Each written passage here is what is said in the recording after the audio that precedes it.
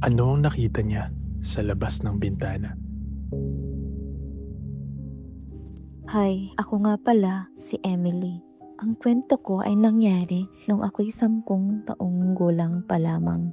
Mga gabi na ito noon, mga 7 p.m. Masaya kaming nanonood sa aming sala. Kasama ko ang aking tito, tita at bunsong kapatid. Habang kami nanonood, napalingon ako noon sa aming bintana at nakita ko na may lumabas sa kwarto ng aking lola. Akala ko talaga noon lumabas ang aking lola para magbanyo, pero inaabangan ko ba't tagal niyang bumalik sa kanyang kwarto. Nagtataka na ako noon, kaya napatanong ako sa tito ko.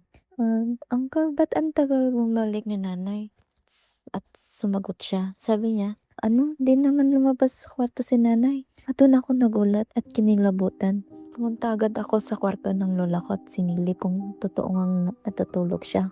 At nakita ko na mahimbing ng kanyang tulog. Takot ako nun. Halos ayaw ko nang matulog dahil iniisip ko, sino kayang nakita ko? Baka tabihan niya ako. Marami din akong naririnig na may white lady or duwende daw silang nakikita sa bahay namin. Submit your stories.